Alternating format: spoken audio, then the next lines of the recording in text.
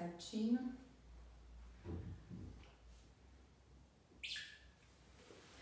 Pronto.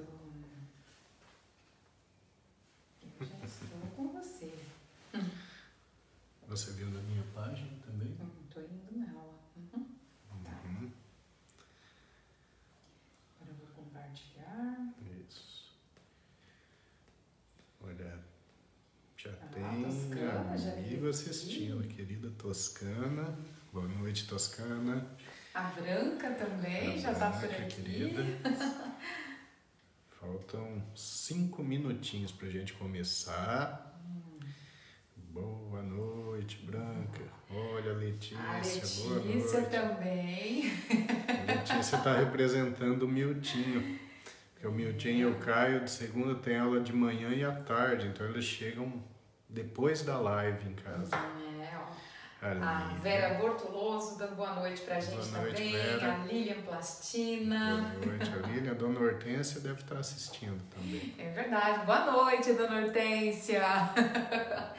E é isso aí, pessoal. Ó, aquela regrinha básica do início da live, né? Marcar os amigos nos comentários, compartilhar o link da live no perfil do Facebook também é bem interessante, porque assim outras pessoas podem assistir a live ao vivo através do perfil de vocês. Então, bora lá. Bora lá compartilhar. Isso aí. E também se inscrever no nosso canal no YouTube, tá? Isso. Dr. Milton C.R. Medeiros, certo? Aí é interessante porque lá, além de ficarem as lives armazenadas, a gente coloca também vídeos curtos sobre outros assuntos, né? Então, entrem lá no YouTube e façam a inscrição no nosso canal, tá bom? Isso aí. A Fátima Costa também está por aqui dando boa noite pra gente. Olha aqui, ó, a Lilian Plastina, nossa, está toda prosa que o doutor e a Érica falaram e já sorriu. A Hortência é muito querida. Né, uma das nossas participantes aqui na live, ela assiste sempre a live através da Lilian, então é claro que a gente tem que dar aquele boa noite especial. Olha o seu Antônio de Menezes, também lá de Paranavaí, já por aqui, dando boa noite pra gente. Ele é sempre filosófico, né? Sim. Boa noite com uma palavra de conhecimento para a nossa saúde. Olha que bonito. Legal. Que legal isso. A Sara Pedrigo também dando boa noite pra gente. Boa noite, Sara. Boa noite. A Sara sempre assiste com o Cidemar. Aí, ó. Casal maravilhoso. Que legal, que bom, né? A Sueli Tioco também dando boa noite pra gente, participando. Legal, gente, legal. Vamos chegando, porque daqui 2 minutinhos nós vamos começar a falar sobre neurocisticercose. Isso aí. Enquanto isso, deem uma boa noite de vocês por aqui. Quando aparece o boa noite com aquele selo de compartilhador, fica mais lindo ainda nos comentários. Então, bora lá mais uma vez compartilhar o link da live lá no perfil do Facebook. A Irene Galina, minha amiga Irene, que legal! Abraço, Irene. Boa noite para você, Irene. Para todo mundo de Najá que assiste, tem bastante gente de Najá que assiste, né? Sim. Muito legal. Tá certo. Falta 1 minutinho para começarmos. É isso. Aí na próxima segunda nós não teremos live, porque eu vou estar participando do Congresso Brasileiro de Neurologia. Então, nós faremos na segunda do dia 13, né? Dia 13 de setembro. Legal, a Irene está dando boa noite. Boa noite, amigos. Boa noite. Irene, professora maravilhosa. A Dejanira Cordaço também. Legal. Por boa aqui. Noite. Boa noite. Muito bom, pessoal. Isso aí, meu amigo. Acho que já dá para começar a falar, né? Sim. Bom, a internet está ok, né? Tá tudo certinho. Tá tudo ok. Então, tudo bem. Bom, pessoal, então o tema hoje é neurocisticercose, é um assunto muito importante, porque é uma patologia que acomete muitas pessoas. É uma patologia que ainda faz um estrago muito grande na saúde pública, o que é uma pena, porque é uma doença característica de países pobres. É uma característica de países que têm deficiência na parte sanitária, deficiência na parte de saneamento básico e principalmente deficiência na parte de educação sanitária. Como vocês vão ver ao longo da live, a prevenção da neurocisticercose é algo muito simples, é algo básico em termos de higiene. Então, é triste a gente saber que no Brasil ainda existe uma prevalência grande dessa doença e que ainda anualmente nós temos um número de mortes muito significativo, tá? Então, o assunto de hoje, neurocisticercose. Bom, a neurocisticercose é uma infecção do sistema nervoso central, tá? Uma infecção que pode pegar o cérebro, pode pegar a medula espinhal, pode pegar a parte ocular, tá? E ela vem através de um ciclo. Bom, o porco é fundamental nesse ciclo. O porco é o que a gente chama de hospedeiro intermediário. O porco, ele ingere os ovos da tênia. E de onde vêm esses ovos de tênia? Já vocês vão entender. Mas os ovos, através da ingestão, quer dizer, os porcos, através da ingestão dos ovos, eles acabam se infectando.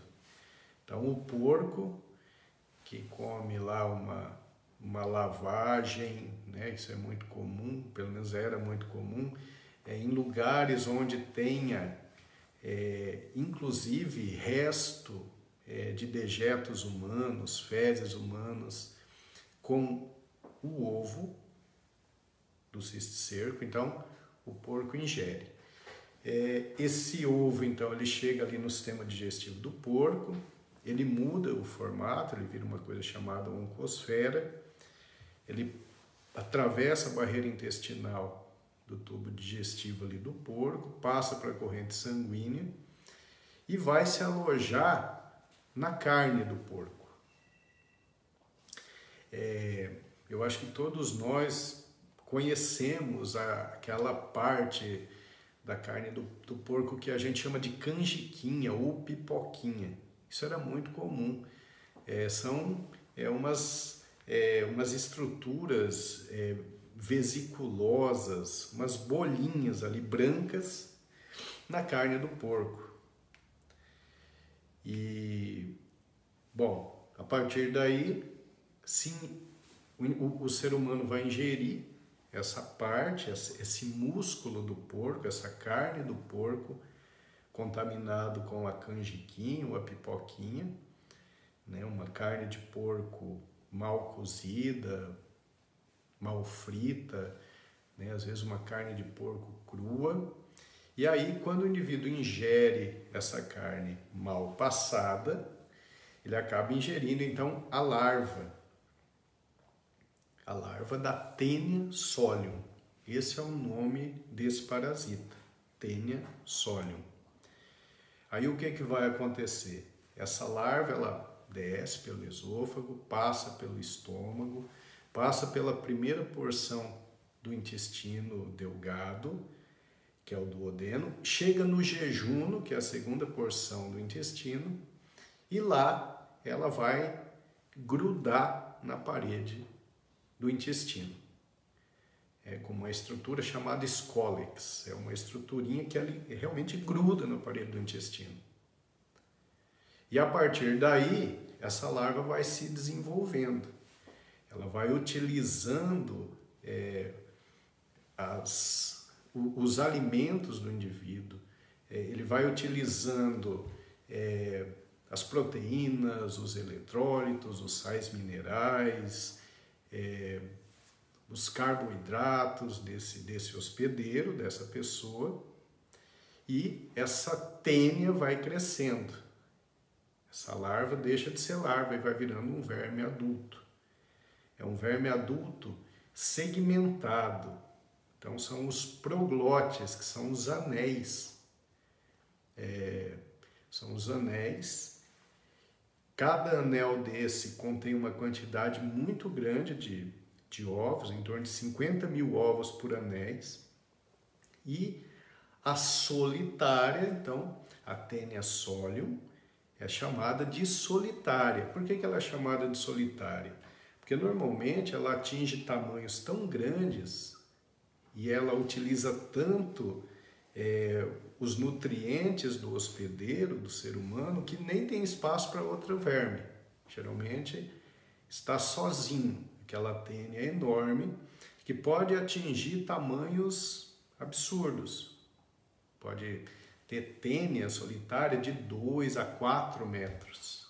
Vocês imaginam um verme de 4 metros alojado no seu intestino. E ali ela consegue achar um equilíbrio com o ser humano e ela pode viver por muitos anos. Pode viver até por 25 anos no intestino do hospedeiro. Bom, o que faz esse hospedeiro? Ele vai eliminando os proglotes, não é? Então, qual o sintoma que a pessoa tem? Geralmente, as pessoas são assintomáticas. As pessoas não sabem que tem a solitária. Elas não têm sintoma nenhum. Alguns casos pode ter algum sintoma, como náusea, mal-estar abdominal, às vezes diarreia, uma fraqueza generalizada, mas a maior parte dos pacientes não há sintomas. Bom, essa solitária ela vai eliminando os proglotes, os anéis, né? Então, elimina por onde? Pelas fezes. Então, em lugares onde não há condição sanitária adequada, essas fezes são depositadas no solo, né? Então vamos imaginar alguém evacuando fora de um banheiro.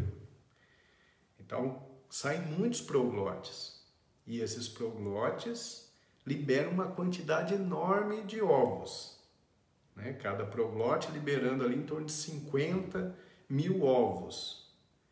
Então vejam só, uma pessoa tem o poder de espalhar muitos ovos, uma pessoa que tenha, então, a solitária. Em lugares em que não há uma condição sanitária adequada, por exemplo, o indivíduo que evacua num lugar que não tenha a rede de esgoto. Bom, essas proglotes, elas são colocadas, por exemplo, no lençol freático, que de alguma forma pode submergir depois com uma chuva maior. Alguma coisa vai fazer com que essas proglotes, esses ovos, eles vão chegar e vão contaminar um solo, uma pastagem, por exemplo. Então, vocês imaginam um porco criado solto num lugar que não tenha rede de esgoto.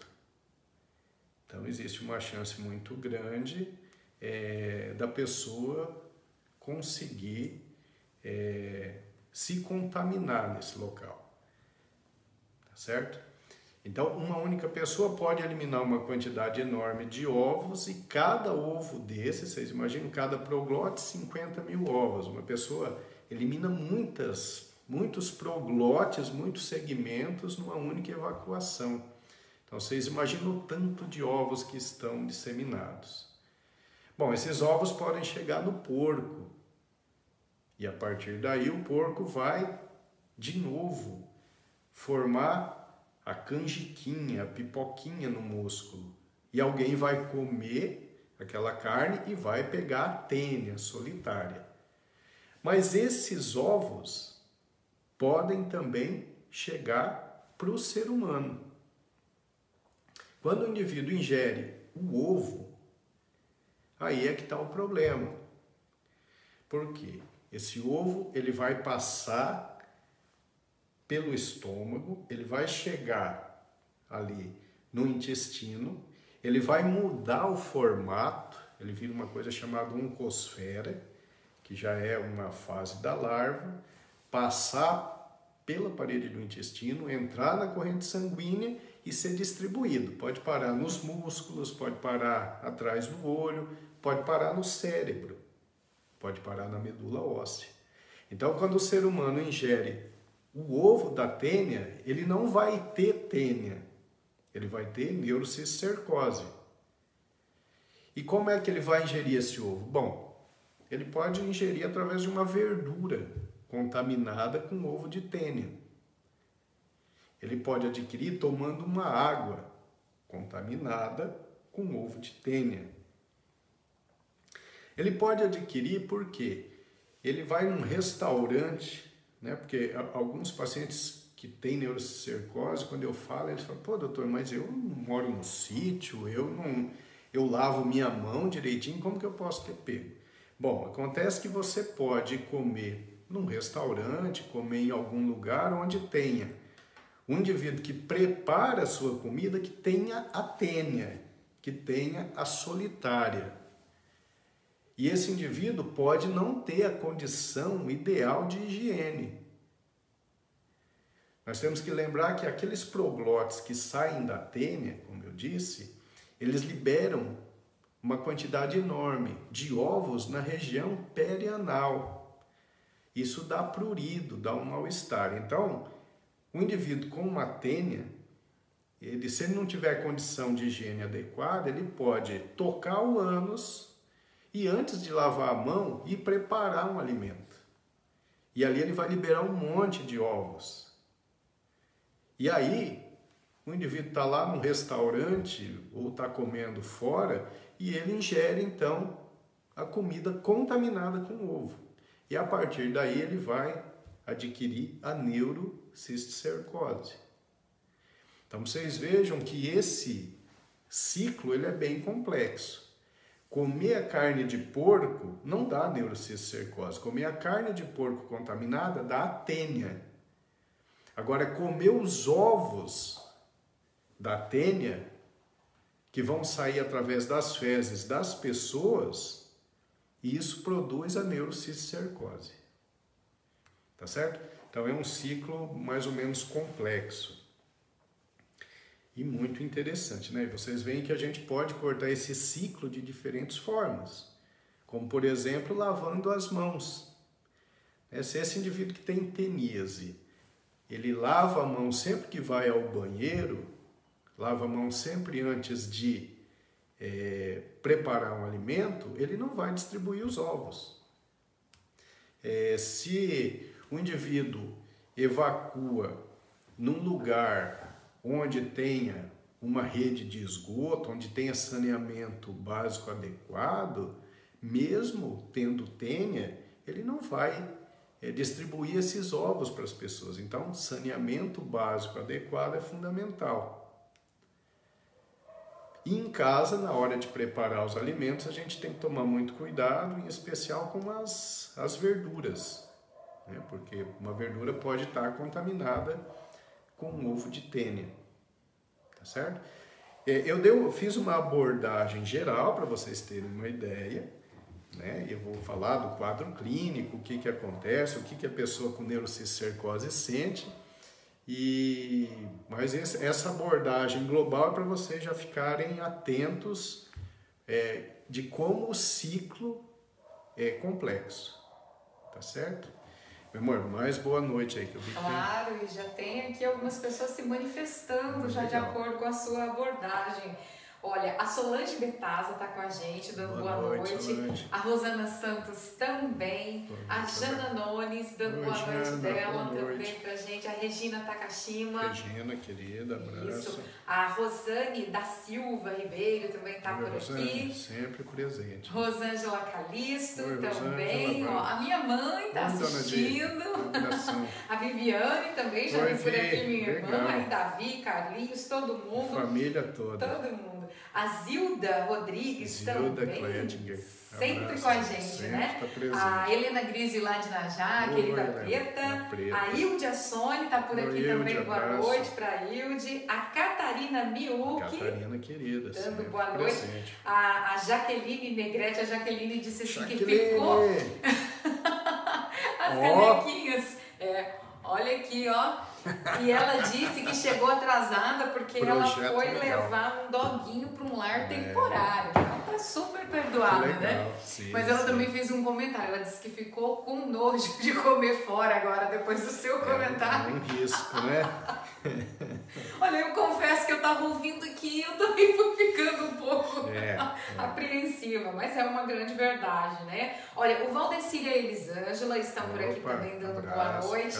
A Mariana Borges Mariana, também. Querida, atendi a mãe dela hoje. Ah, é? Sim, que a legal. Maria do Carmo, um abraço. Também a Luciana Botari. Oi, Luciana, por aqui. abraço. A Luciana faz um comentário bem legal, dizendo que ela sempre assiste, né, as lives, que ela não perde nenhuma. E é verdade, a Luciana está sempre por aqui com a gente. E ela diz que está cada vez mais aprendendo com as lives, né? A gente que agradece esse carinho e essa participação sempre aqui. Ó, a Lucilene Rafaini também participando. Lucilene, legal, um abraço. A Marta Rufino disse que hoje conseguiu chegar a tempo. Que bom, né, Marta? Deixa eu ver quem mais, ó. A Lilian Plastina, né, que já deu boa noite pra gente, ela tá dizendo que essas lives são maravilhosas, é só conhecimento e carinho para conosco, né? E de vocês, pra gente também. Deixa eu ver quem mais. A Isa, lá de Curitiba, tá por aqui. Que legal. Deixa eu ver mais, ó, a tia Cristina também apareceu, dando boa noite, falando, olha, a Érica apareceu, né, aqui esses dias. Fiquei só na voz mesmo, né, mas hoje deu certo, aqui a semana passada também. Sim. A Yolanda... É a tia Landa. A tia Landa, né, que é a irmã da tia Cristina, que são irmãs da minha mãe. São irmãs. Que legal, todo mundo. A Juliane Lobo também chegou agora. Juliane, a Celeste. Celeste, abraço. Que é isso aí, meu amor. Dados, boa noite. Legal. Pode prosseguir. Bom, e com que frequência nós temos a neurocicercose no Brasil, né? Então, como eu disse para vocês, é uma doença que tem prevalência alta em países pobres, em países em que as condições sanitárias não são adequadas e que não existe educação sanitária adequada, né? Então, tem um estudo muito interessante feito com necrópsias, né? Depois que o indivíduo morre, de maneira geral, foi encontrado em torno de 3%. Olha só, isso é muita coisa. 3% das pessoas teriam a neurocicercose em alguma das suas formas, como nós vamos falar adiante. Tem um estudo interessante em 2 cidades no interior de São Paulo, e eles mostraram uma prevalência que varia de 72 a 96 por 100 mil habitantes. Né? Nós estávamos falando da esclerose múltipla semana passada, que tem uma prevalência de 15 para 100 mil habitantes. Neurocicercose tem uma prevalência muito maior. Né? Então, é um problema que vale a pena sempre ser abordado. Bom, e o quadro clínico? O que a pessoa sente? O quadro clínico é muito variável, né? Algumas pessoas podem ser assintomáticas. Eu estou falando agora não da teníase, não da solitária, mas da neurocicercose. Algumas pessoas podem não ter sintoma, mas a maior parte acaba tendo sintomas, e são sintomas graves. O mais comum dos sintomas é a epilepsia, são crises convulsivas, que podem aparecer na fase aguda da doença ou pode sobrar como uma sequela, às vezes uma sequela até definitiva, porque depois que o verme, que o parasita se degenera, fica lá uma calcificação, nós vamos falar mais adiante sobre isso, e essa calcificação ela pode gerar uma alteração elétrica no cérebro, ali em torno dela, e acaba produzindo focos epilépticos com crises eventuais, né? Mas existem outros sintomas, como dor de cabeça, náuseas e vômitos na fase aguda. O indivíduo pode ter alteração de comportamento. Então, existem múltiplos sintomas que podem surgir pelo cisticerco. Eu vi aqui um estudo com a prevalência, com a frequência de cada um dos sintomas. Vamos ver aqui. Mas basicamente são esses aí, né? A dor de cabeça é muito comum, distúrbio comportamental e principalmente a epilepsia. Mas vai depender da fase conforme a gente vai falar. Eu estava falando daquele ciclo para vocês. Olha só que interessante, né? Então o cisticerco, a pipoquinha, quando você come a carne de porco contaminado, chega lá o jejum e tal. Aí se desenvolve, podendo atingir 2 a 4 metros de comprimento, conforme eu falei, vocês imaginam uma solitária de 4 metros, né? Uma coisa enorme dentro do intestino. E geralmente essas solitárias elas possuem em torno de 800 proglotes, 800 segmentos, é muito segmento. Cada vez que o indivíduo evacua, ele libera de 3 a 6 proglotes. Né, liberando os ovos no ambiente. Lembrando que cada proglote tem em torno de 50 mil ovos. Então, vocês imaginam o indivíduo evacuando ao ar livre, né? Ele vai eliminar em torno ali de 250 mil ovos que vão estar ali espalhados na natureza, que pode chegar para o porco ou pode chegar para o ser humano, através, por exemplo, de uma verdura contaminada. Então, a capacidade de disseminação da neurocisticercose é muito, muito poderosa, né? Bom, tem uma coisa muito interessante que eu vou contar para vocês também, como foi descoberto esse ciclo. Quem foi que descobriu? Esse ciclo ele foi descoberto por um médico alemão, o Dr. Küchenmeister. Isso em 1885. O Dr. Küchenmeister fez um estudo. Ele utilizou nesse estudo prisioneiros condenados à morte, em 1855. E o que ele fazia? Ele dava a carne do porco contaminada com a pipoquinha para esses prisioneiros ingerirem. Quando esses prisioneiros eram executados, ele então fazia uma necrópsia. E nessa necrópsia ele acabou descobrindo, né? Semanas depois ele fazia a necrópsia, o indivíduo era executado, fazia-se a necrópsia e ali se encontrava então a solitária. Então ele foi o primeiro a descrever parte do ciclo da doença, mostrando que quem ingerisse a carne de porco mal passada com as pipoquinhas desenvolveriam a teníase, a solitária. Então, vocês vejam que até o início da doença já foi feito de forma totalmente antiética, né? Uma forma totalmente questionável, né? Utilizando os seres humanos para experimento. Mas é uma curiosidade que eu queria dividir com vocês. A OMS, ela mostra pra gente que a neurocisticercose, ela causa cerca de 50 mil mortes por ano. É muita coisa, né? Principalmente porque a gente sabe que essas 50 mil mortes, elas estão concentradas em países pobres, de baixa condição de saneamento, de baixa educação sanitária. Então a gente está falando de países da América do Sul, América Central, países do norte da África e países pobres asiáticos, certo? Então ainda morre muita gente de neurocisticercose. Tem um estudo mostrando que no Brasil a saúde pública gasta em torno de 85 milhões de dólares por ano pelas complicações da neurocisticercose. Então é um problema de saúde pública muito, muito grave, né? Bom, então aqui eu fui fazendo uma revisão, né? Então, lembrar que a gente não pega a neurocisticercose pela ingestão da carne suína mal passada, né? A carne suína mal passada faz você pegar a teníase, a solitária.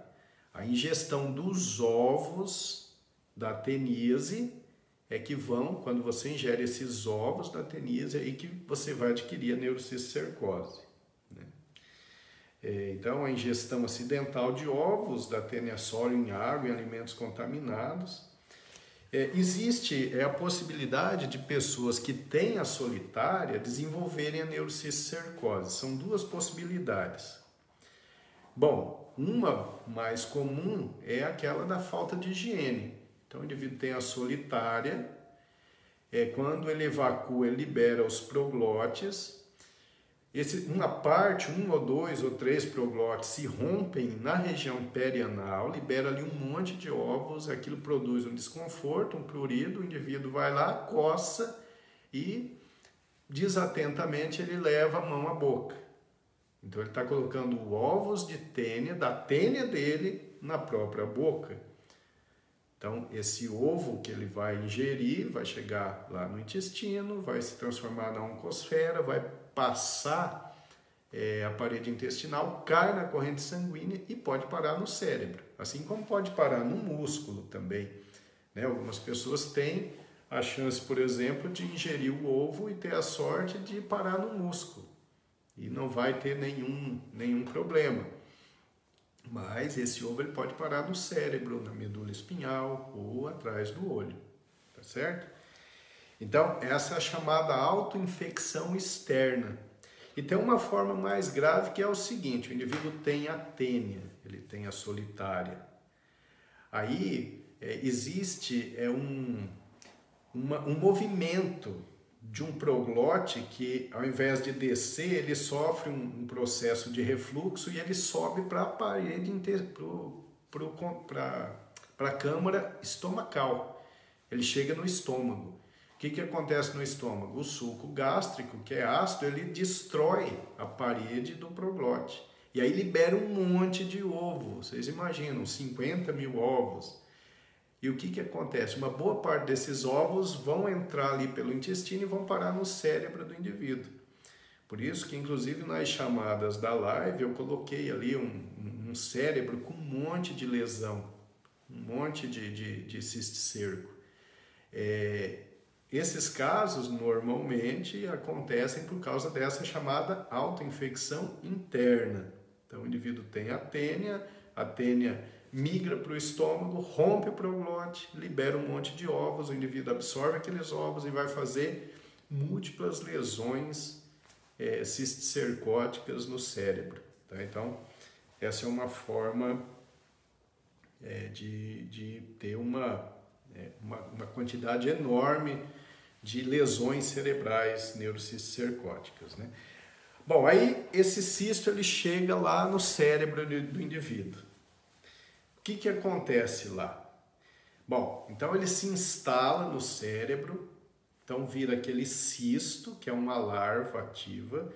No interior dessa larva tem uma estrutura chamada escólex. Então esse escólex, que é aquela mesma estrutura que o verme usa lá para grudar na parede do intestino, ele está ali no cisto do indivíduo. Então, isso é importante para a gente fazer o diagnóstico às vezes. E fica esse cisto ali. Às vezes ele dá sintoma, às vezes não. Bom, o sistema imunológico, o nosso sistema de defesa, vai tentando atingir aquele cisto. como tem uma barreira significativa, né, como o verme ele é bem estruturado, às vezes demora para o nosso sistema imunológico atingir o cisto. Bom, chega um momento em que o nosso sistema de defesa começa a atuar naquele cisto, e aí começa a degenerar o cisto. Esse cisto, quando começa a degenerar, ele está relacionado a um processo inflamatório muito grande. E aí ele pode começar a dar sintomas. Quais sintomas? Múltiplos sintomas. Dor de cabeça, crise convulsiva, às vezes uma coisa chamada hidrocefalia, que é um acúmulo de líquido no cérebro, né? A gente sabe que tem a estrutura cerebral, a massa cinzenta, a massa branca, intermeado por espaços por onde corre o líquido cefalorraquidiano. Esse líquido cefalorraquidiano ele é produzido por uma estrutura que vai ali mantendo, né? Que são as granulações aracnoídeas, e as vilosidades aracnoídeas, elas absorvem esse excesso de líquido. Quando tem essa inflamação, na hora que o cisto está se degenerando, essas vilosidades aracnoídeas, elas perdem a capacidade de absorver o líquido cefalorraquidiano e ele vai se acumulando e aumenta a pressão intracraniana. Ou às vezes o indivíduo tem uma larva que está localizada dentro do sistema ventricular, ali junto com o líquido. Essas larvas, elas atingem tamanhos muito grandes, elas podem chegar a 10 centímetros. E essas larvas, elas podem bloquear o trajeto do líquido cefalorraquidiano. Então, tem um aumento de pressão intracraniana.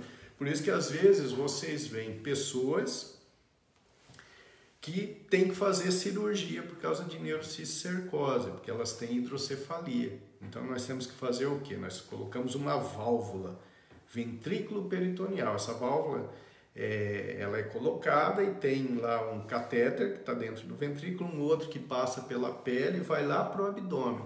Essa válvula, o que ela faz? Quando aumenta a pressão intracraniana, porque está aumentando muito o número de líquido, então a válvula abre e o excesso de líquido passa pela válvula e vai ser despejado na cavidade abdominal. É uma válvula ventrículo peritoneal. Então isso a gente consegue ver, talvez vocês conheçam pessoas que por neurocisticercose colocaram uma válvula ventrículo peritoneal. Então,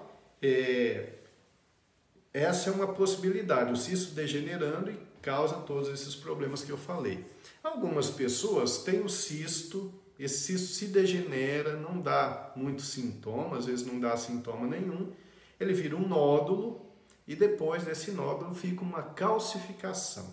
Então, essa calcificação significa que o cisticerco está morto, ali você só tem o resto dele. Mas fica aquilo ali como uma cicatriz cerebral. Aquele cisticerco calcificado, ele pode não dar sintoma nenhum. Então, muitas vezes a gente faz a tomografia numa pessoa por causa de um problema qualquer e encontra lá calcificações neurocisticercóticas e aquilo nem está produzindo nenhum sintoma. Mas, em alguns casos, essa calcificação ela altera a atividade elétrica cerebral e produz focos epilépticos. E aí é um grande problema. A pessoa pode ter crise convulsiva de repetição, porque aquela calcificação está alterando a atividade elétrica cerebral. E esses pacientes têm que ser tratados, então, com anticonvulsivante. Então, essas são as formas no cérebro. Então, o cisto, que pode produzir sintoma ou não, o cisto em degeneração, porque o nosso sistema imunológico está atuando nele, geralmente produz sintomas, depois evolui para nódulos, que pode ou não dar sintoma, e termina em calcificação, que é a morte do parasita, que pode ou não dar sintomas. E o sintoma mais comum seria a crise convulsiva. Quando ela acontece de forma repetitiva, a gente chama de epilepsia. Tá certo? Meu amor, você quer dar mais um boa noite? Já deve ter bastante pergunta aí. Sim, nós temos perguntas e nós temos várias pessoas que entraram na live. Agora quero dar uma boa noite especial para nossa querida nutricionista, doutora Fabiola, que está por aqui assistindo a live também com a gente. A Jane Zanata, o Jefferson Yamara, hoje eu acertei, eu já falei certinho. Clau Campos também está com a gente. Ó, a Célia Regina Dalef também está assistindo aqui a nossa live. A Silvana Santos também está por aqui. Silvana, abraço. Deixa eu ver quem mais. A Sebastiana Naese também está com a gente.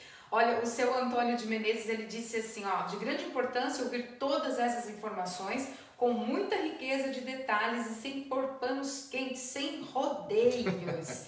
Tudo isso vejo como um ato de humanidade em repartir os seus conhecimentos para quem se interessar. Agora vem, ó, em não se tornar um depósito de parasita. Muito animador. É isso mesmo. Ouvi-lo, que legal, né? Legal. Deixa eu ver, ó, a Neila Mantovani também tá por aqui. A Neila, querida, lá de Colorado. Isso, ó, a Jaqueline Negrete tá propondo aqui que a gente não coma mais a carne de porco, que deixa o porquinho vivo. É uma atitude, né? O Adão, o Fernando, né? O Adão e a Mila, né? O Fer e a Mila. O Fer e a Mila que assistem aqui com a gente. Sim. Deixa eu ver quem mais está por aqui, ó, a Graziela Costa também. Nós temos perguntas, meu amor. Deixa eu só... Vai anotando aí, meu amor. Deixa eu dar uma... Beleza. Então, vamos lá. Então, como é que a gente faz o diagnóstico? Né? O diagnóstico, bom, a pessoa chega com uma queixa, às vezes de dor de cabeça, às vezes de crises de desmaio de repetição, crises convulsivas de repetição, ou ela chega com problema de comportamento, irritabilidade fácil, né? Às vezes tem uma mudança no padrão de comportamento no dia a dia. Em alguns casos, na fase aguda, pode fazer infarto cerebral, como se fosse um AVC, então o indivíduo perde um lado do corpo, perde a fala. Então, o diagnóstico, a manifestação clínica ela é muito variável, porque vai depender do ponto em que o cisto vai se alojar no cérebro. Tá certo? E aí a gente vai investigar, né? A grande vedete no diagnóstico foi realmente a tomografia, né? A tomografia ela veio para mudar, porque ali até a década de 80 era muito difícil fazer o diagnóstico. A gente fazia o diagnóstico com o líquido cefalorraquidiano. Então colhia o líquido da espinha, né? Que se colhia aqui na região occipital. Ou então, ali onde os anestesistas fazem anestesia, né, no espaço subaracnoide, ali na região lombar, a gente vai lá, colhe o líquido, ainda a gente faz isso, porque nem sempre o diagnóstico é tão fácil. Mas se a gente imaginar ali antes da década de 80, era só assim que dava para fazer. Né? E aí buscava uma sorologia positiva, né? Tinha alguns detalhes, como por exemplo, quando o eosinófilo, que é um tipo de célula de defesa, vinha aumentado no líquido cefalorraquidiano, já se imaginava que fosse neurocisticercose, enfim. Mas a tomografia ela veio para mudar isso e para facilitar nosso diagnóstico. E depois veio a ressonância magnética nuclear, que facilitou mais ainda, mostrando inclusive os cistos intraventriculares, aqueles cistos que ficam lá no líquido cefalorraquidiano. Então a ressonância facilita muito o tratamento. E o eletroencefalograma, que é um exame que a gente utiliza bastante nos pacientes que ficam com a epilepsia como consequência da neurocisticercose. Bom, então hoje o diagnóstico é mais tranquilo de ser feito e também o tratamento. Hoje a gente já sabe como fazer. Como a maior parte de vocês sabem, eu perdi a minha mãe, ela morreu em 1982 por neurocisticercose. Na época, o meu pai ele corria atrás dos melhores neurologistas e ele gastava o que tinha, o que não tinha, sabe? É uma história muito bonita, mas minha mãe foi definhando. E na época, mesmo os ótimos neurologistas, alguns que depois foram meus professores, eles não conseguiam chegar a um diagnóstico, eles demoraram para chegar a um diagnóstico. Então, para fazer a tomografia, por exemplo, tinha que ir para Curitiba, Só tínhamos tomógrafo na época em Curitiba. E quando foi feito o diagnóstico, esse cisto ele já estava em degeneração e já tinha feito uma coisa chamada hidrocefalia, que é a inflamação das meninges que não deixava absorver o líquido cefalorraquidiano. Ela fez uma meningoencefalite, aí ela fez hidrocefalia, botaram uma válvula ventriculoperitoneal, essa que eu descrevi há pouco, mas as válvulas eram muito ruins na época. E eu me lembro que eu, na época pequenininho, tinha 12 anos, mas eu aprendi a fazer uns movimentos na válvula da minha mãe para que houvesse uma desobstrução, porque às vezes o catéter obstruía. E uma vez um médico dela me ensinou, falou, quando tiver você faz uns movimentos tal mais fortes, tal. Então às vezes eu conseguia desobstruir, às vezes não. Às vezes a gente não conseguia desobstruir e aí o que tinha que fazer? Trocar a válvula. Era outra cirurgia, né? Uma cirurgia invasiva, uma cirurgia difícil. Então, a minha mãe na época usou os recursos que se tinha e a gente não conseguiu. Ela acabou morrendo, apesar de todos os cuidados, mas ela não resistiu. Hoje as coisas são muito diferentes, né? Então, na época, eu decidi então que ia fazer medicina, e já decidi também que ia fazer neurologia. Imagina, né? Um menininho de 12 para 13 anos, mas eu era decidido, ia fazer. Né? Talvez por isso, quando chegou uma fase da minha vida que eu estava muito bem no futebol, jovenzinho, profissionalizado num time grande, mas quando eu passei no vestibular, eu não pensei duas vezes. Larguei o futebol e fui para a medicina, porque aquele era um objetivo meio fixo, né? de fazer neurologia. Fiz medicina, fiz a minha especialização em neurologia, e quando eu terminei, que foi em 94, eu terminei medicina. Em 97, eu terminei a especialização em neurologia. E nessa época a gente tinha muitas dúvidas ainda. A gente não sabia exatamente como tratar um cisto, por exemplo. A gente não sabia qual era o melhor remédio, qual era a dose, se usava corticoide ou não. E na época eu fui conseguindo participar de estudos, de congressos, de cursos com os melhores do mundo na época, que era o Dr. Sotelo, um mexicano, o Dr. Del Bruto, colombiano, o Dr. Salinas, um chileno. Então eu fazia muitos congressos pan-americanos e eu arranjava um estágiozinho aqui, outro ali, entrava num estudo, no outro. Então eu participei ativamente na definição desse tratamento. Eu estava sempre muito atento a tudo isso e eu era aquele aluno chato que pergunta demais, e esses mestres que eu citei sempre foram muito solícitos, sempre me ajudaram e, enfim, depois de alguns anos se definiu muito bem o tratamento, tá? Então eu vou falar para vocês sobre o tratamento. Bom, primeiro, para a gente tratar, primeiro tem que caracterizar em que fase esse cisto está. Né? Se esse cisto está em degeneração, se esse cisto ainda não está em degeneração, ele é viável. Né? Se esse cisto está fazendo uma obstrução no sistema ventricular. Então depende muito do tipo, da fase de desenvolvimento desse cisto. Mas em termos de medicamento, hoje a gente já sabe o que tem que fazer. Lógico que eu não vou ficar dando detalhes aqui, porque não é um curso médico. Mas hoje a gente tem um medicamento, e aí era um medicamento que na época da minha mãe já existia, só que ninguém sabia que aquele remédio poderia ser muito eficiente no tratamento da neurocisticercose, que é o albendazol, um remédio que a gente utiliza para verminose comum. Então, com o passar do tempo, decidiu-se a dose. Hoje a gente já sabe que é 15 mg por quilo por dia. A gente interna o paciente. Então, pega um paciente. Isso aconteceu, eu não sei se... Não é muitos pacientes, eu não sei se algum está assistindo aí. Bom, eu vi uma paciente que, acho que em 99, mais ou menos, a gente fez o diagnóstico. Então, o que a gente faz? A gente interna esse paciente...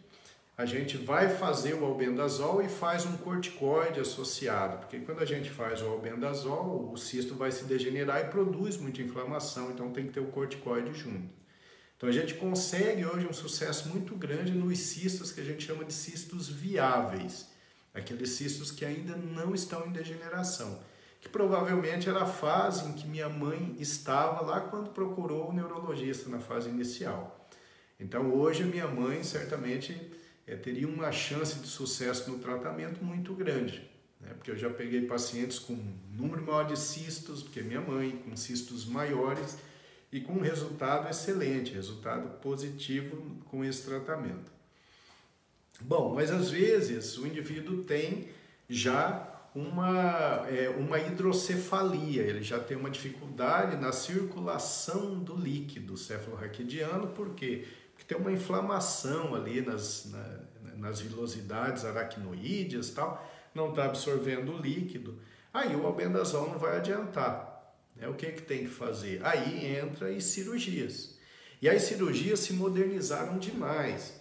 Então hoje, por exemplo, se você tem um cisto intraventricular, que era o caos para a gente, era difícil, porque às vezes o albendazol não chegava lá no cisto, né? A gente tem o praziquantel, que é um outro remédio que a gente utiliza, e era muito difícil de tratar. Hoje tem cirurgia endoscópica, é uma neuronavegação que se faz, né? Se coloca um aparelho dentro do sistema ventricular, no sistema licórico, e ali o indivíduo vai procurando, como se estivesse fazendo uma endoscopia do estômago, só que lá nos ventrículos, lá no centro do cérebro, e ali ele acha aquele cisto e ele retira o cisto, né?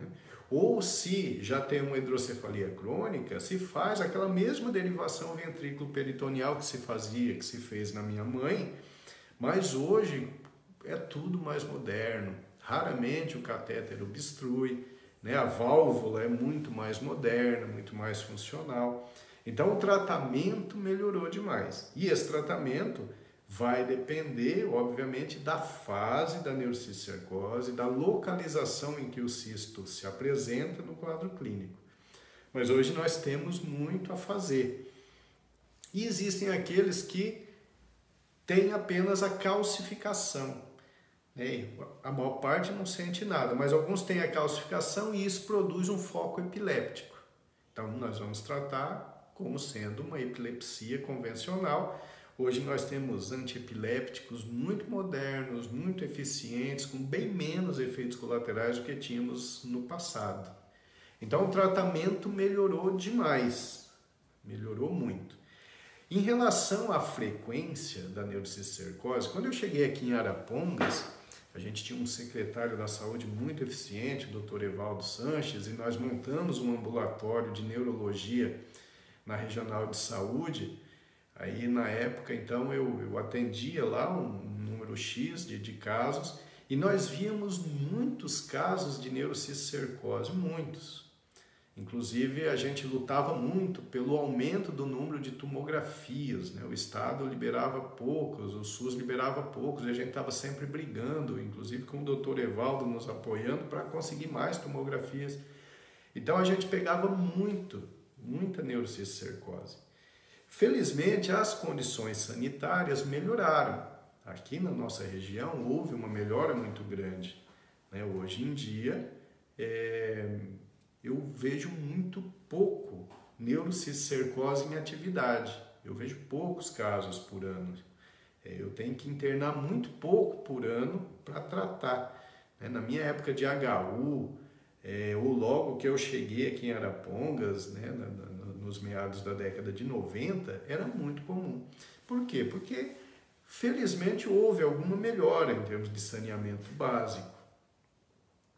Hoje, os porcos, em escala industrial, eles já são criados de uma forma diferente, né, sem aquele contato com dejetos humanos. Então, houve toda uma melhora. As pessoas hoje entendem um pouco mais, eu acho que não o suficiente, mas entendem um pouco mais que não devem comer carne mal passada, principalmente do porco. Quando a gente ingere a carne mal passada ou crua do bovino, é diferente, a gente pode ter uma tênia também, que é a Taenia saginata. É uma solitária, grandona também, mas o ovo dela não tem a capacidade de infecção do sistema nervoso central.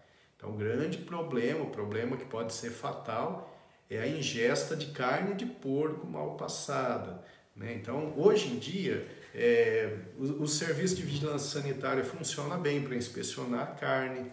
Então, é muito mais difícil nós ingerirmos carne de porco contaminado com a pipoquinha, com a canjiquinha. Eu me lembro que quando eu era criança, que eu morava lá em Inajá, era comum, às vezes matavam um porco, veja bem, eu sou da época em que a gente morava num lugar que se matava um porquinho para comer. E aí a gente via lá as pipoquinhas e tal, né? E meu pai falava, olha, tem que tirar isso aqui, que isso aqui não é bom. Né? E eu falava, mas por quê? Parece gostoso. Mas vocês vejam, né? Então, era assim. Hoje não, hoje as pessoas têm alguma consciência. É lógico que falta muito ainda, né? Então, quando a gente fala em educação sanitária, a gente está falando em pedir para as pessoas lavarem as mãos depois de evacuarem. Uma coisa muito simples. Porque se o indivíduo fizer isso, mesmo que ele tenha tênia, ele não vai ficar repassando os ovos de tênia para outras pessoas, né? Então, exigir dos nossos políticos boas condições sanitárias, rede de esgoto é algo fundamental, gente. Rede de esgoto salva muitas vidas, né? Muitos políticos não gostam de investir dinheiro nisso porque é uma benfeitoria que fica embaixo da terra e ele não tem como se vangloriar disso depois. Mas é algo que a gente precisa exigir sempre. Saneamento básico é fundamental, né? Então é mais ou menos isso. Então a conclusão é que a neurocistercose é frequente, com alto potencial de gravidade. Os portadores da teníase, que é a solitária, têm um papel fundamental na transmissão da doença, conforme eu já falei, através das fezes. A grande maioria dos portadores de tênia, de solitária, é assintomático, né? A solução, obviamente, para esses que têm a tênia, é lavar as mãos com frequência, após ir ao banheiro e antes de manipular os alimentos e antes das refeições. Os suínos devem ser criados em ambientes sadios e privados da possibilidade de ingerir fezes humanas. Saneamento básico, rede de esgoto, água tratada, né? Para a gente, hoje, isso é algo comum, né? Nós ingerimos água tratada, mas tem muitas partes do país em que não se tem esse luxo, entre aspas, né? De ingerir água tratada. Então, a gente está falando de um parasita, mas vocês imaginam um lugar sem água tratada, o tanto de verminose que tem, né? Ascaris, lumbricoides, estrongiloides, estercorales, necator americanos, olha cada nome bonito, né? Oxiuríase. Então, são parasitas que vão se transmitindo entre as pessoas, né? Vão reduzindo a capacidade física e cognitiva das pessoas. E as pessoas vão vivendo ali, né? E aí, num país onde já não se oferece oportunidades para quem vem de baixo, né? Um país cheio de desigualdade social como o nosso, ainda o indivíduo está cheio de verme, né? Vocês imaginam que coisa triste. Então, saneamento básico é fundamental. Rede de esgoto, água tratada, isso é um direito do ser humano, né? E um país que não contemple 100% da sua população com isso, é um país que está em débito com a sua população, né? Nosso país está em débito com a nossa população há muitas décadas, talvez até há muitos séculos. A informação, o linguajar apropriado para a população, pelos órgãos públicos de saúde, né, campanhas publicitárias, é fundamental. As pessoas precisam ser conscientizadas, né? E as orientações na escola, para as crianças desde cedo conhecerem o ciclo do parasita e já começarem a atuar contra, né? É algo muito básico, que deve ser ensinado nas escolas, né? Deve haver cartazes nos postos de saúde, as pessoas precisam conhecer sobre esse ciclo, já que é uma doença que pode ser catastrófica, pode tirar a mãe de alguém como tirou a minha mãe. Então, como disse a Organização Mundial da Saúde, ainda morrem em torno de 50 mil pessoas por ano por neurocisticercose. Meu amor, agora vamos para as perguntas, os boa noite. Muitas perguntas por aqui. Acredito que algumas você já até respondeu, né, com a palestra aqui durante a live, como por exemplo a pergunta da Celeste, que ela gostaria de saber se fosse uma carne bem cozida, né, se mata a assistir. Isso é uma pergunta muito boa. A carne bem cozida ou bem frita, né, temperatura de fervura, mata o cisticerco, acabou o problema. Tá? Verdura é um problema, gente. Principalmente o alface, que tem a superfície mais rugosa, os ovos de tênia podem grudar ali, eles são microscópicos, a gente não vê. Daí a importância de lavar cada folha, e a remoção é mecânica. Né? Algumas pessoas falam, eu ponho hipoclorito, eu ponho vinagre. Não, para você destruir esses ovos, a remoção é mecânica, é água corrente e lavar, com uma buchinha. Mas você precisa fazer a remoção mecânica. Então, carne bem passada, as verduras precisam ser muito bem lavadas. E a água que a gente toma, né, é água tratada, tudo bem. Se tiver dúvida na água, ferva a água. A fervura da água vai matar o parasita. Olha, a Graziela Costa estava falando exatamente sobre isso, né? Que o problema não é só na carne, que tem o perigo no caule da alface, por exemplo, né? Que também é perigoso. E você estava falando sobre essa questão da água, o Jefferson, né, e a Mara participando, eles perguntam se você acredita que o poço artesiano pode oferecer algum risco. Então, o poço artesiano geralmente não, né? Porque assim, depende muito do lençol freático, né? O lençol freático ele pode ser contaminado, mais do que por micro-organismos. O lençol freático ele pode ser contaminado por substâncias tóxicas, né? Hoje a gente vive num país em que produtos tóxicos são usados em todos os lugares, né? Em que existem muitas indústrias que produzem elementos tóxicos. Então, o lençol freático ele pode ser contaminado. Mas eu acho que uma água de poço artesiano, eu acredito que seja uma água bastante saudável, tá? Uma coisa muito interessante também é o seguinte, como a gente pode ter a contaminação na água, por exemplo, num restaurante ou de uma verdura num restaurante, a doença ela é muito democrática, né? Essa doença ela atinge pessoas de diferentes níveis socioeconômicos, porque o indivíduo pode lavar bem as mãos, ele pode ter toda a condição de higiene, ele mora ali num lugar onde tem saneamento básico, né? Onde a água é tratada, mas aí ele vai comer num restaurante, nesse restaurante tem uma pessoa manipulando a comida dele que tem teníase, que tem solitária, e vai passar o ovo na comida, ele vai ingerir, vai pegar neurocisticercose. Então, esse é um problema para todo mundo. Por isso que essa live ela é importante, todos precisam saber e divulgar isso, né? Porque não vai pegar só, por exemplo, o indivíduo da zona rural. Não. Ele pode pegar o indivíduo em qualquer condição socioeconômica, de qualquer parte, ou independente de onde ele more, né? Todos nós estamos predispostos ou sujeitos a adquirir a neurocisticercose, ou até a teníase.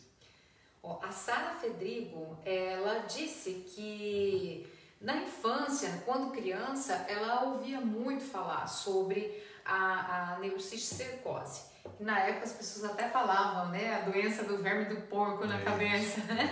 Ela gostaria de saber se hoje, ela tem a sensação de que hoje diminuiu, mas ela quer saber se ainda é frequente, muito frequente. Sara, é isso.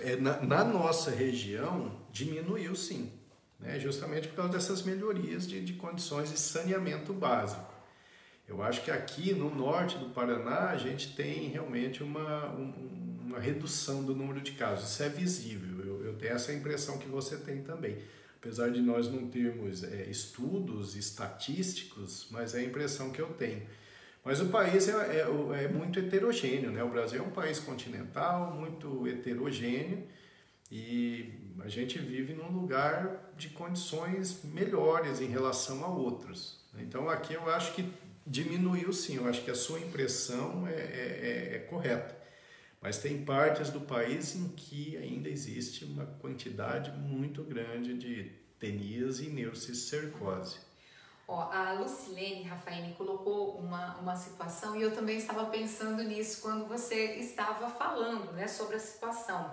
Ela agradece, né, a sua explicação, mas ela disse que nós ainda temos vergonha de falar que temos solitária, lombriga, etc. E ela compartilha uma situação que ela viveu há um tempo atrás, em que ela teve, né, ela teve problemas com vermes, só que ela ficou muito envergonhada de estar falando sobre o assunto e na época ficou ali só entre ela e o médico.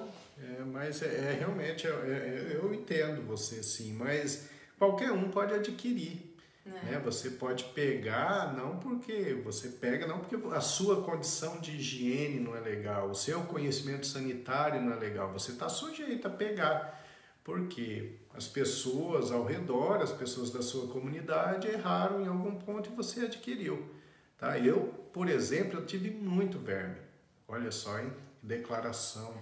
Mas eu já tive muito verme. Ela também, né? A gente que veio lá de Najá, né, meu amor? Opa! Para vocês terem uma ideia, quando eu era criança, eu comia terra. Olha só, comia terra. E por que eu fazia isso? Provavelmente eu tinha muita ascaris lumbricoides, porque a ascaris, que é a lombriga, ela gruda na parede do intestino e ela fica... ingerindo nosso sangue, ela fica tirando nosso sangue, né? O Necator americanus também, que dá o amarelão, ele fica tirando nosso sangue. E aí o organismo sente a necessidade de ferro. E a terra, geralmente, ela é rica em ferro, então eu ia lá e comia, né? Ou às vezes evacuava uma... A branca, misericórdia! É verdade, quando eu era criança, às vezes eu tinha uma lombriguinha, o que eu fazia? Eu pegava a lombriguinha ali e tal e amarrava no guidão da minha bicicletinha, velho. Então, era assim, né? Isso na década de 70, lá em Najá, a gente nem sabia o que era verminose, a gente não se cuidava. Então, era uma situação. Hoje, eu posso ter de novo, não porque eu não lave a mão depois que vou ao banheiro, né? Ou não porque eu viva num ambiente insalubre, não, eu tenho todas as condições sanitárias, né? Minha água tratada e tal, mas eu posso ingerir um alimento contaminado com ovo de um parasita e desenvolver. Então, vergonha de ter, eu acho que a gente não deve ter, não. E é algo que quando a gente vai no médico em busca, né, de fazer, por exemplo, um check-up, essa parte de parasitose, ela tem que vir sempre à tona, tem que ser uma discussão, né? Tem um procedimento que as pessoas fazem, por exemplo, de tomar um vermífugo eventualmente.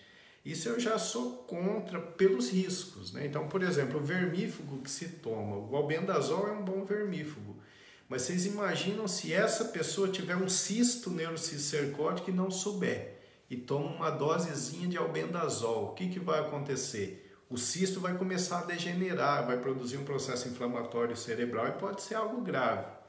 Então, eu não acho que deva se usar um vermífugo regularmente, né? Tem gente que toma uma vez por ano, eu acho isso muito arriscado. Mas eu acho que quando se passa num check-up médico, né, às vezes um exame de fezes é importante. No hemograma, a gente sempre tem indícios também. Às vezes você faz um hemograma e tem eosinófilos aumentados, possibilidade de verminose. Então é sempre bom fazer com orientação médica. Mas vergonha, jamais. Temos que falar sobre isso, né? A minha irmã disse que hoje não vai jantar, não. Desculpa, Viviane. Nesse horário, né? Tudo bem. Fazer um jejum, né? Um jejum prolongado é um incentivo hoje. Ó, eu tenho aqui mais uma pergunta da minha amiga querida Nancy, que está assistindo, né? A Nancy, professora de ciências. Então ela está dizendo assim, ó, que ela tinha um livro de ciências e tinha um trecho pequeno falando da tênia do peixe. Aí ela disse que nunca mais viu nada sobre o assunto, nunca mais leu nada. Ela gostaria de saber se você tem alguma informação a respeito disso. É que não são dos peixes que a gente tem costume de consumir no Brasil, né? É da Tênia conglobata, se eu não estiver enganado. É um nome bem complicado. Mas tem sim, tem uma forma, né? Então... são algumas espécies de peixe que a gente não tem aqui, que a gente não tem o hábito de consumir, e aí esse peixe cru poderia produzir essa teníase, mas é verdade, é muito raro aqui para nós no Brasil, na América do Sul é muito raro, mas é uma realidade sim, Nancy. E ela complementa aqui dizendo que inclusive, né, nesse livro falava que essa tênia era maior e alertava ainda sobre o consumo da carne de peixe cru. Sim, quando se fazia o sashimi desses peixes aí, né?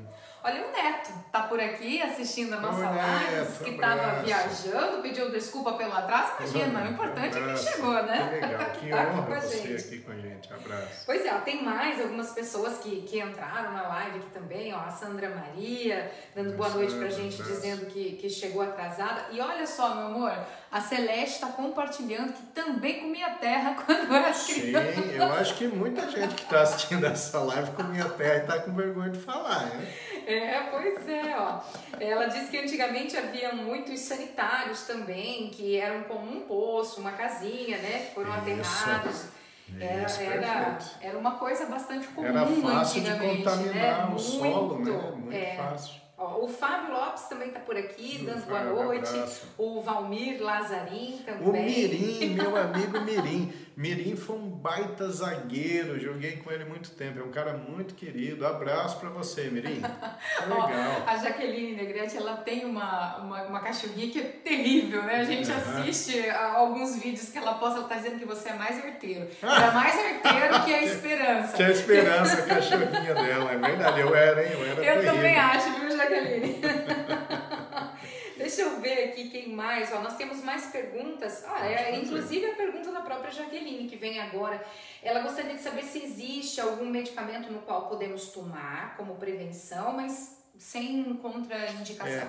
Eu acho que não. Eu acho que isso é algo para conversar com o médico. Eu acho que a gente precisa sempre ter algum exame, né? Até para a gente ter ideia, porque tomar um vermífugo, e os vermífugos eles são muito específicos, né? Cada verminose é tratada com um determinado vermífugo.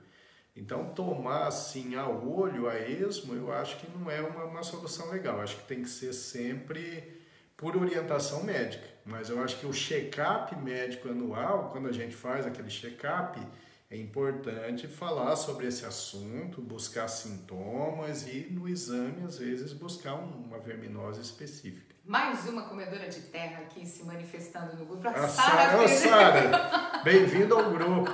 O importante é que a gente não come mais terra, né, Sara? Mas quando a gente era criança... E com as suas informações, a Regina Takashima diz, oba, posso continuar comendo sashimi. Pode comer sashimi, sim. A Viviane, minha irmã, está dizendo que, né, dizem que essa pele tem na traíra, sim. Né? A traíra é um dos que pode ter. É algo raro, mas pode ter, sim. Ó, a Rosângela Francelino está por aqui também com a gente. A Juliane Lobo diz que agora ficou com medo, tá com mais medo de comer verdura do que carne. Na verdade, verdura, gente, é extremamente saudável.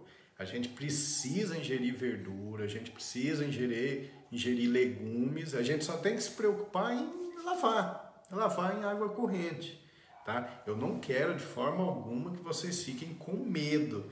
Eu acho que vocês precisam ter medo de comer verdura num lugar onde vocês não conhecem. Tem certeza, né? De como é feita a higienização. Sim.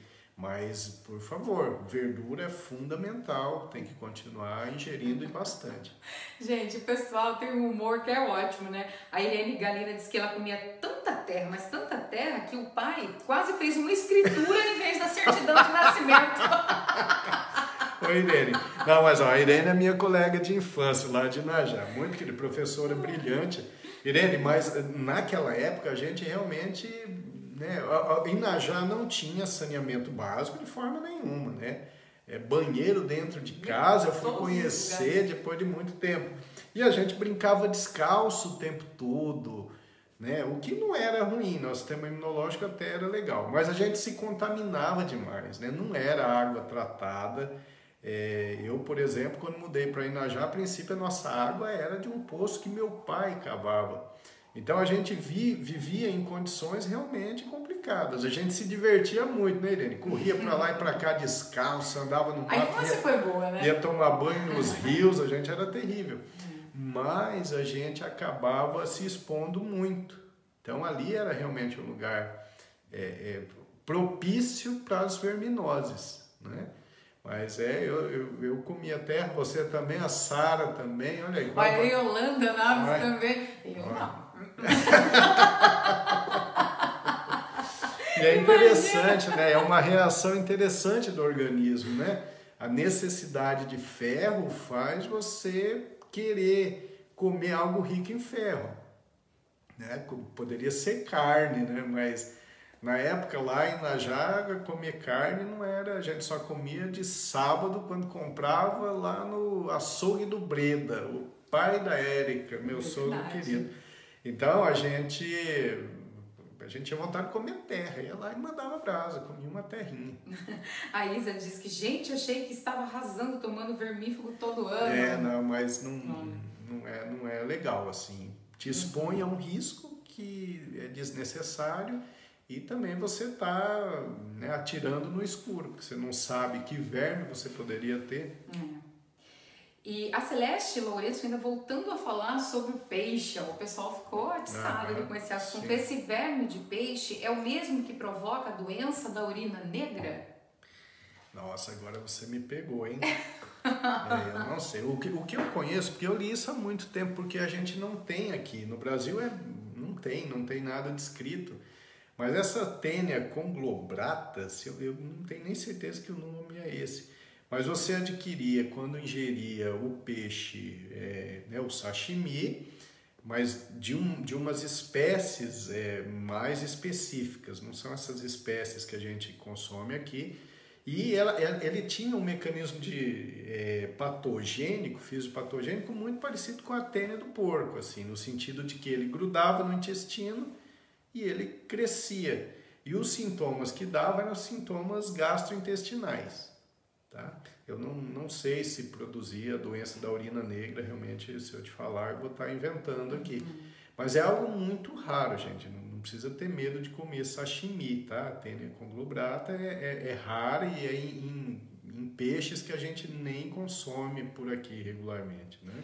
O medo é a carne de porco mal passada. O recado de hoje é esse. Porque isso é algo realmente real e palpável que está aqui nas nossas vidas. Tá? A Daniele Barzon hoje chegou atrasada, tá dizendo aqui, mas que vai assistir a live depois, que ela gosta do assunto e conhece uma professora que teve, né, com essa doença, que foi algo muito grave. Aliás, né, a nossa live vai ficar lá no perfil do Facebook, mas também lá no canal do YouTube, o pessoal pode estar assistindo depois também. Olha que interessante o Neto colocando aqui, que a urina negra é uma toxina do peixe mal acondicionado. Então tá aí a resposta para você, Celeste. Então a doença da urina negra, ela não é por causa do sashimi, mas sim por causa de um peixe mal armazenado. Valeu, Neto. Obrigado. Eu tô dizendo, o pessoal nessa segunda-feira tá demais, A Fátima Laroca diz que atualmente é melhor comer carne, ou melhor comer terra do que carne, porque carne tá muito cara. É verdade. É um luxo, ela disse que tá sendo um luxo. Legal. A Lilian Cristina também diz isso, né? Acho que temos que comer terra, né? Carne tá muito cara. A Jaqueline Negrete disse que não comia terra, não, mas ela comia os trevinhos lá, os trevinhos tipo aqueles de 4 folhas, né? Com sal o dia inteiro. Olha só, esse aí eu acho que não é por verminose, não. Deve ser meio gostoso isso aí, meu. Trevo de 4 folhas. Pois é. Tem pergunta aqui, mais uma, meu amor. Congelar a carne de porco resolve? Mito ou verdade? Não resolve. Regina, não resolve. O congelamento não mata o cisterco. Não confie no congelamento, confie na fritura, no cozimento. Temperatura de fritura com certeza mata, tá? Mas o congelamento não. Você só vai manter aquele cisto viável, né? E, meu amor, algumas pessoas, né, enquanto você estava compartilhando um pouquinho da sua história, né, algumas pessoas estavam dizendo que é uma história bonita, uma história de superação, é uma história também triste, né? E tem aqui algumas pessoas que estão pedindo para você escrever um livro sobre esse assunto. Inclusive, já tem até sugestão para o nome, que aqui eu perdi aqui a sugestão do título do livro. Aqui, ó, achei, ó. Não achei, não. A Jaqueline Negrete, acho que é alguma coisa assim, superando em nome do amor, uma coisa mais ou menos bonito, assim, né? Ó. É um nome bonito. Quando eu ficar bem mais velhinho, eu quero escrever assim, um livro sobre a minha vida, minha história, assim, né? É aquele livro que não vende nada, mas a gente faz como conclusão gente, da vida, né? Mas antes disso eu quero escrever pelo menos mais uns 10, 12 livros de assuntos importantes, inclusive para vocês, né? Assuntos que façam vocês viverem mais e com mais saúde. Pois é isso aí, meu amor. Que legal, gente. Foi uma live gostosa, né? Interessante, um assunto muito importante, né? A gente abordou aqui, foi engraçado, foi leve.